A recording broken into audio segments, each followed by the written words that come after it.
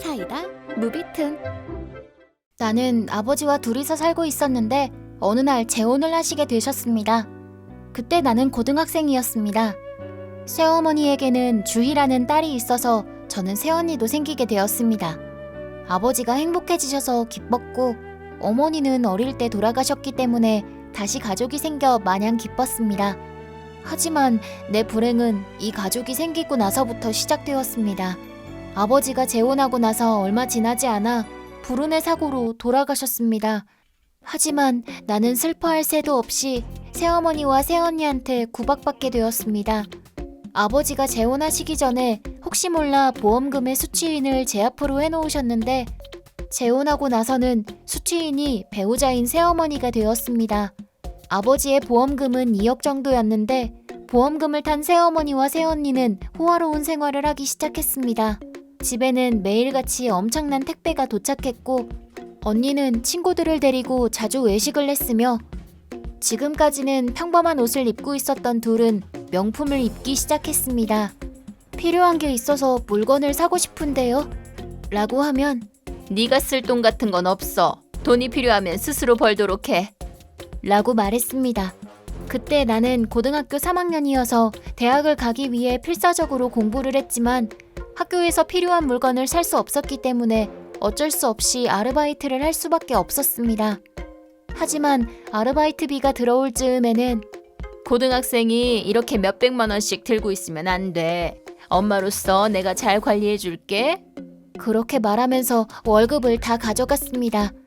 그랬더니 언니도 한마디 거들면서 그래, 그게 좋아. 그렇게 말하면서 내 지갑에서 돈을 가져갔습니다. 그리고 그 돈은 2번 다시 돌아오지 않았습니다. 그리고 그 다음 달의 월급날에는 또 돈을 달라고 할 것 같아서 적당히 좀 하세요. 이건 내가 열심히 일해서 번 돈이고 필요한 건 일해서 사라고 한 건 당신들이잖아요. 그렇기는 한데 이번에 사고 싶은 백이 있거든. 그래, 맞아. 그리고 이제 보험금도 거의 남아있지 않고 말이야. 돈이 부족해. 돈이 별로 안 남아있다니 무슨 말이에요? 분명히 보험금은 2억 원이었잖아요. 그런 푼돈은 금방 없어진다고. 너는 명품백이랑 시계가 대체 얼마나 한다고 생각하는 거야? 아빠가 죽어서 받은 돈으로 아무렇게나 쓰니까 그런 거 아니에요. 시끄러워. 어쨌든 돈이 필요하다니까. 돈을 주지 않으면 큰 코 다칠 줄 알아. 그렇게 새어머니와 새언니는 다음날 아르바이트처로 터무니없는 전화를 했습니다.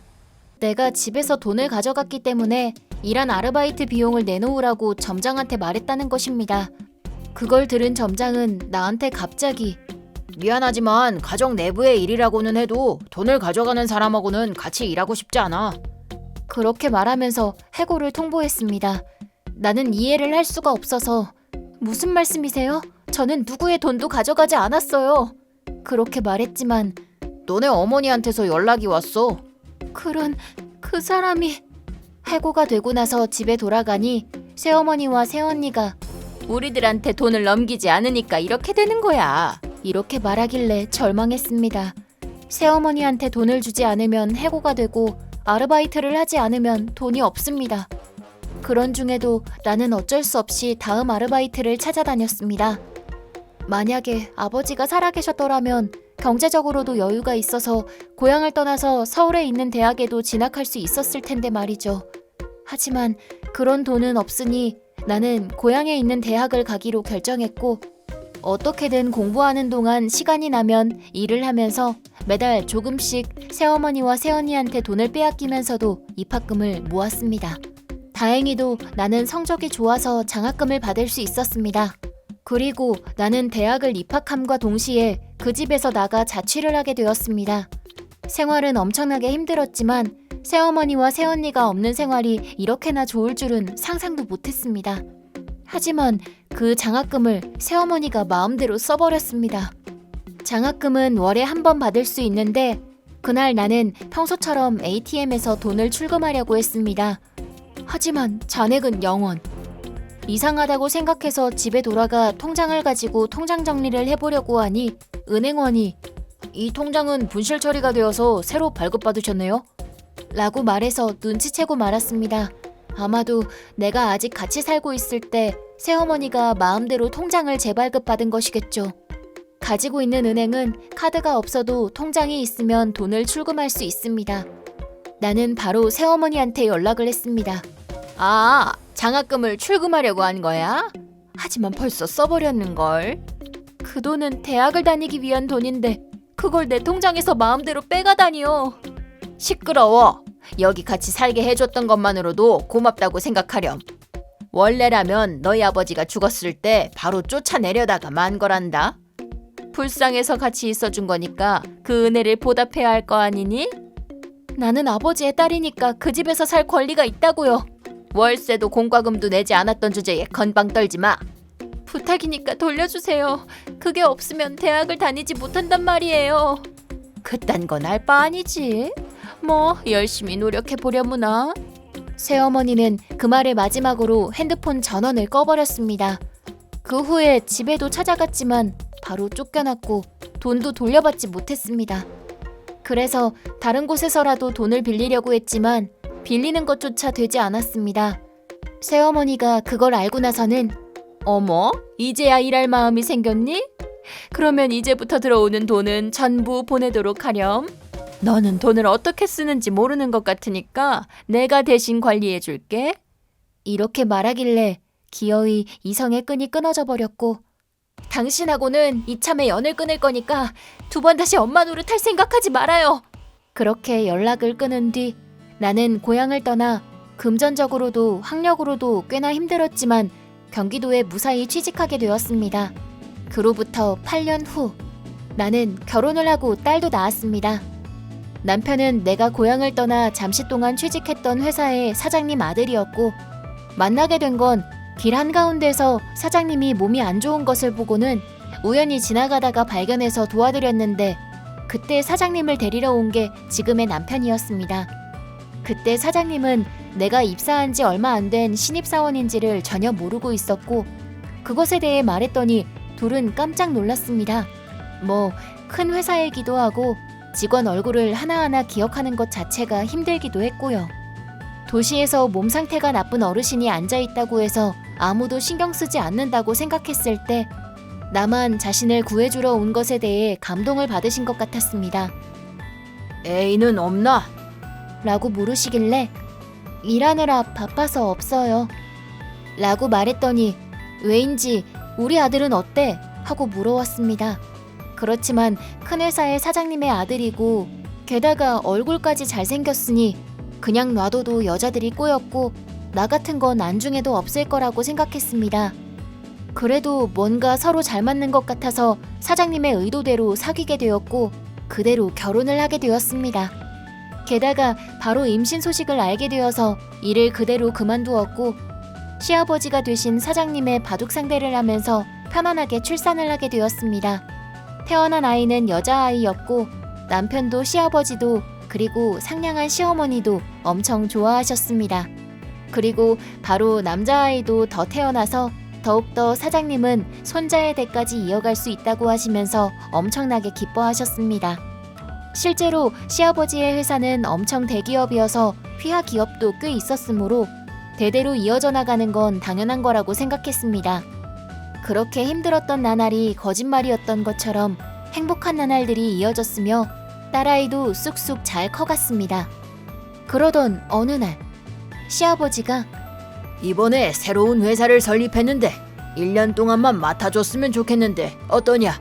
물론 무리는 시키지 않으마. 라며 우리에게 물었습니다. 시아버지가 그렇게 말씀하신 이유는 그곳이 내 고향이었기 때문이었습니다. 아버지가 돌아가셨고 새어머니와 새언니가 그 모양이었기 때문에 나한테는 이제 부모가 없다고 결혼 전에 모든 것을 말했습니다. 그 이야기를 하니 시어머니가 어쩜 네가 그런 고생을 했다니. 정말 그렇구먼. 절대로 용서할 수 없어. 아버지의 유산을 전부 사치품으로 사용했다니 얼마나 마음이 괴롭겠냐? 라고 말씀하셨습니다. 그래서 남편도 나만 갈게. 유리는 그런 새어머니나 새언니가 있는 곳에 가게 하고 싶지 않아. 1년만 단신 부임으로 할게. 라고 말했지만 아니요, 당신이랑 나도 같이 갈게. 아이들도 외로워할 거고 무엇보다도 내가 당신이랑 함께하고 싶어. 그리고 가족도 있고 아버님이나 어머님도 있으니까 이제 더 이상 혼자가 아니니까 괜찮아. 정말 괜찮아? 나도 더 이상 대학생이 아니니까 괜찮아. 그래? 하지만 만약 무슨 일이 생긴다면 꼭 지켜줄 거고 조금이라도 싫으면 아이들이랑 같이 바로 돌아와도 괜찮아. 그래, 아가하고 아이들이 지낼 방이라면 차고 넘치니까 걱정할 필요 없이 돌아오도록 해. 그래, 바로 아파트를 준비해도 되고 말이야. 감사합니다. 하지만 괜찮아요. 이제 더 이상 그 사람들을 만나도 절대로 지지 않을 거니까요. 나도 제대로 지켜줄게. 그 둘과 연을 끊고 나서 이제 절대로 고향으로 돌아가지 않을 거라고 생각했습니다. 하지만 나는 8년 만에 든든한 남편과 시부모님을 등에 업고 고향으로 돌아갔습니다. 아파트로 하려고 했지만 아이들을 정원에서 뛰어놀게 하고 싶은 생각에 큰 저택을 1년 동안 빌리기로 했습니다. 아이들도 집을 마음에 들어 했고 학교에 전학수속을 밟은 뒤에 바로 친구도 생겼습니다. 고향으로 돌아왔으니 당연히 아는 사람을 만나기도 했었고. 어머, 유리 아니니? 안녕하세요. 그렇게 아버지의 친척분을 만나기도 했습니다. 몇 년 만이지? 대학에 갔다고 들었는데 갑자기 자퇴했다고 들어서 놀랐었어. 나는 대략 대학 때의 이야기를 했습니다. 그래, 고생했네 정말로. 하늘에 계신 아버지도 억울하실 거야. 그런데 왜 여기 있는 거야? 남편 일 때문에 1년 동안만 온 거예요. 그렇구나. 어디서 일을 하는데? 스콧 회사인데요. 뭐? 새로 생긴 거기? 대단하다. 네, 시아버님이 이쪽 지점에 새로 회사를 설립하셔서 감독 겸 1년 동안만 있게 되었어요. 어머, 그럼 그 회사의 후계자랑 결혼한 거니? 엄청나다 얘. 하느님이 정말 계시긴 계시는구나. 네가 그렇게 고생한 걸 아시고는 상을 주신 거야. 행복하게 살으렴. 감사합니다. 고향으로 돌아오고 몇 개월이 지났지만 아무런 문제도 없었고 남편의 일도 순조로웠습니다. 그러던 어느 날 어디서 들었는지 몰라도 오랜만에 새어머니한테서 전화가 왔습니다. 오랜만이네. 아는 사람한테 들었는데 너 여기로 돌아왔다면서? 그리고 결혼해서 부잣집 사모님이 되었다면서? 정말이니? 그런 건 당신하고는 관계없어요. 건방진 태도는 여전하구나. 알고는 있니? 나는 네 엄마란다. 미안하지만 나는 더 이상 당신을 엄마라고 생각하지 않아요. 우리 부모님은 두 분 다 안 계시고 시부모님만 계시다고요. 뭐 됐어. 우선 5천만 원만 주렴. 네? 무슨 말씀하시는 거예요? 그런 돈을 넘길 리가 없잖아요. 너 부자랑 결혼했잖아. 그럼 돈은 넘칠 정도로 가지고 있을 거 아니야? 그리고 소문으로는 고급 주택을 하나 빌려서 살고 있다지? 엄청난 애구나. 우리들은 네 아버지가 죽은 후에도 너를 키워줬지 않니? 그랬더니 그런 은혜도 모르고 이런 말을 하는 거니? 은혜라고? 농담하지 말아요. 당신들은 아버지가 남긴 유산을 다 쓰고 나서 전부 네가 알아서 하라고 해놓고 필사적으로 일해서 번 돈이나 장학금까지 전부 썼잖아. 은혜라고 느낄 리가 없잖아. 나는 핸드폰을 끊고 그대로 수신 거부를 시켜뒀습니다. 그렇게 전화는 더 이상 걸려오지 않았습니다. 남편한테도 우선 이 일에 대해서 말했더니 만약에 또 이렇게 집요하게 연락이 오면 경찰에 신고하자 라고 말했습니다.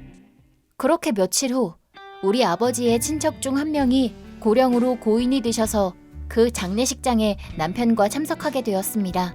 괜찮겠어? 우진이는 친구네 놀러 가기는 했어도 혼자서 있을 수 있겠어? 엄마, 내가 대체 몇 살이라고 생각하는 거야? 그렇기는 한데 걱정되니까. 있잖아, 이렇게 벌건 대낮에 뭐가 위험하다는 거야?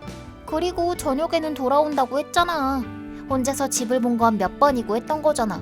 얼른 다녀와요. 그렇게 말하는 유진이를 두고 나와 남편은 친척의 장례식장으로 향했습니다. 장례식장에서는 많은 친척분들이 말을 걸어왔고 힘들었지? 라고 하며 위로의 말을 건네면서 시간을 보냈습니다. 괜찮아? 아버지 쪽 사람이기도 하고 나도 모르는 사람들밖에 없어서 괜히 미안해. 괜찮아. 당신이야말로 힘든 거 아니야? 조금 그렇기는 해. 하지만 괜찮아. 오히려 아빠를 알고 있는 사람이 많아서 뭔가 기쁘기는 하네. 아까도 당신이 일 때문에 전화를 받으러 나갔을 때 아빠의 사촌동생분이 오셔서 아빠의 옛날 얘기를 해주셨거든. 집에 가면 꼭 말해줘. 아버님하고는 뵌 적이 없으니 꼭 이야기를 들려주면 좋겠어. 응. 남편하고 그렇게 이야기하는 동안 갑자기 딸한테 카톡이 왔습니다. 유진이네? 엄마, 살려줘. 갑자기 온 딸아이의 카톡에 나는 놀라서 답장을 했습니다. 무슨 일이야? 무슨 일 있어? 전화할까? 안 돼. 절대로 전화하지 마. 딸아이한테 그런 답장이 와서 나는 더더욱 혼란스러웠고 이 상황을 남편한테 말했습니다. 우선 무슨 일이 있는지 물어보자. 그래. 무슨 일 있어? 나 지금 방에 혼자 있는데 밑에 누가 온 것 같아. 엄마랑 아빠는 아직 안 돌아온 거지? 아직 장례식장이야. 지금 옷장 안에 숨었어. TV도 껐어. 위에 올라온 것 같아. 우리들은 딸아이가 위험하다는 걸 느끼고 바로 친척들한테 사정을 설명하고 남편과 둘이서 차에 탔습니다. 남편은 운전석에, 나는 보조석에 타서 딸과 카톡을 주고받았습니다. 지금 집으로 가고 있으니까 그대로 있어. 알았어. 2층으로 올라왔어. 2명이야. 딸아이한테 그 말을 듣고 혹시 강도면 어떡하지 하고 심장이 쿵쿵 뛰었습니다. 남편도 스피드를 올려서 최단 시간 안에 집에 도착하기 위해 내달렸습니다. 그랬더니 딸아이가 옆방에서 뭔가 큰 소리가 나고 있어. 이쪽 방에도 들어왔어. 조금 있으면 집에 도착할 것 같아. 괜찮아? 누군지 보여? 응, 보여. 하지만 본 적 없는 사람이야. 그리고 여자 2명이야. 둘이라고? 나는 딸아이한테 그 말을 듣고 번뜩 생각이 스쳤습니다. 아마도 그 둘은 새어머니와 새언니일 겁니다. 돈을 얻어내기 위해 전화를 했고 나는 단호하게 거절하고 전화도 수신 거부를 해놨습니다. 집이 어디 있는지 정도는 어느 정도 예상은 하고 있었을 거고 아마 무슨 수를 썼는지는 몰라도 우리 집 주소를 찾아낸 거겠죠. 그걸 생각하면서 나는 남편과 서둘러서 집으로 들어갔습니다. 하지만 그때는 둘의 모습이 보이지 않았습니다. 유진아, 우리 왔어! 집에 들어온 순간 크게 소리치니 딸아이가 다다다다 아래로 내려와서는 필사적으로 안겼습니다. 무서웠어. 정말 무사해서 다행이야. 내가 안에 들어가서 확인할 테니까 둘은 거기 있어. 알았어. 남편이 집안을 살펴보니 방 안은 어질러져 있었고 남편의 컬렉션이었던 손목시계나 내 핸드백을 전부 가져갔습니다. 미안해요. 아마 그 두 사람이 들어온 것 같아. 그런 것 같네. 며칠 전에도 돈을 요구하는 전화도 왔었고 나도 그렇게 생각해. 어쨌든 지금은 경찰에 신고하자. 하지만 증거가 없어. 유진이가 얼굴을 봤어도 봤다는 것만으로는 증거가 되지 않으니까. 엄마, 나 동영상 찍었어. 뭐? 동영상을 언제 찍었어? 무서워서 장롱 안에 숨기는 했지만 문틈 사이로 핸드폰을 들이밀어서 찍었어. 그렇게 용기를 내다니 대단하다, 유진아. 한번 보여줄래? 이거야. 딸아이가 재생한 동영상에는 그 둘이 딸아이의 방에 들어와서는 명품이 없는 걸 확인했는지 나가는 모습이 찍혔습니다. 이건 충분한 증거가 되겠어. 완벽해. 제대로 찍혔어. 우리들이 나갈 때 꼭 문단속을 하라고 딸아이한테 말했기 때문에 제대로 문을 잠갔지만 중간에 먹을 걸 사러 다녀왔을 때는 열쇠를 잠그는 걸 잊었던 모양입니다. 그때 운이 나쁘게도 새어머니와 새언니가 나타났고 문이 잠겨있지 않은 걸 보고는 들어와서 명품이랑 고급품들을 훔쳐간 모양입니다. 그 후 나는 바로 새어머니한테 연락을 했습니다. 우리 집에서 뭐 훔쳐갔지? 뭐? 무슨 소리 하는 거니? 머리가 어떻게 된 거 아니니? 방금 집에 돌아왔는데 집은 어질러져 있고 엉망으로 되어 있고 남편의 명품 시계나 내 핸드백이 사라졌단 말이야. 그게 왜 내 책임이라는 거니? 당신들이 아무도 없는 집이라고 생각하고 조심스럽게 들어온 집에는 딸아이가 아직 있었단 말이야. 뭐라고? 딸이? 그 반응은 역시나 불법 침입을 했다는 거네. 아니야. 지금은 말이 헛나온 거야. 유감이지만 이미 증거는 다 모았어. 증거라고? 당신들이 딸아이의 방에 들어왔을 때 아이는 장롱 속에 숨어 있었거든? 거기서 당신들의 모습을 동영상으로 찍은 모양이더라고. 그러니까 당신들의 얼굴이 아주 제대로 찍혔다는 거지. 뭐야, 다 네가 나쁜 거잖아. 우리들한테 돈을 넘기지 않으니까. 부모가 힘든데 도와주지 않는 건 대체 무슨 심보야? 몇 번이고 말했지만 당신들을 가족이라고 생각한 적 없어. 돈을 빼앗고는 학대당한 기억밖에 없으니까. 그리고 당연한 소리겠지만 증거를 가지고 경찰서에 갈 거야. 잠깐 기다려. 농담이지? 너 지금 가족을 경찰한테 파는 거야? 경찰한테 말하는 게 당연하잖아. 그리고 가족도 아니니까. 알았어. 훔쳐간 건 바로 돌려주면 되잖아. 그럼 문제 없지? 그렇게 넘어갈 리가 없잖아. 집도 엉망이고 확실하게 당신들이 한 잘못에 대한 벌은 받도록 해. 그 후 나는 수화기 너머로 발광하는 새어머니의 말은 무시하고는 전화를 끊고 경찰에 연락했습니다. 현장에 도착한 경찰관한테 딸아이가 찍은 동영상을 보여주고 이 방의 참상, 그리고 지금까지 일어났던 모든 일을 이야기했더니 새어머니와 새언니는 눈 깜짝할 사이에 경찰에게 체포되었습니다.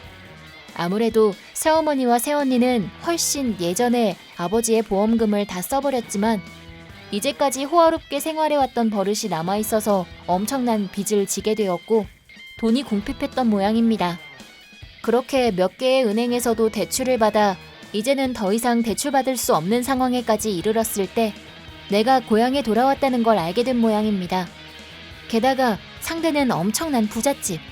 그래서 둘은 옛날처럼 나를 말로 구워 삶아서 남편의 돈이 점점 자신들에게 흘러들어올 수 있도록 만들려고 했던 것이었습니다. 하지만 나이를 먹은 내가 말을 듣지 않으니 여러 가지 방법을 써서 집을 조사하고는 물건을 훔친 거였습니다.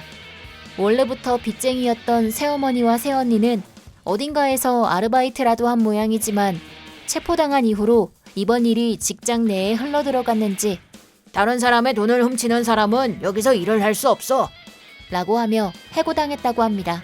내가 학생 때 성실하게 일했는데도 불구하고 그 둘한테 돈을 주지 않았던 이유만으로 아르바이트 처에서 해고를 당했습니다. 그런데 똑같은 말로 그 둘이 해고당했다는 걸 들은 순간 가슴에 묵었던 채증이 내려갔습니다. 그리고 우리 집에 도둑이 든 걸 이웃 사람들도 알게 되었고 그 사람 말이야, 딸 집에서 몰래 들어가서는 명품백이랑 명품 시계를 가져갔다고 그러더라. 뭐? 거짓말. 믿을 수가 없어. 하지만 예전에 그 사람 딸이 대학 등록금을 못 내서 자퇴했다고 들은 적 있는데 설마 그 돈도 전부 그 사람들이 가져간 거 아니야? 그럴 수도 있겠네. 딸은 되게 착해 보였는데 갑자기 대학을 자퇴해버려서 당시 동기들이 이상하게 생각했다고 나도 들은 적 있어. 최악이네. 이번에 체포된 것도 자업자득이네.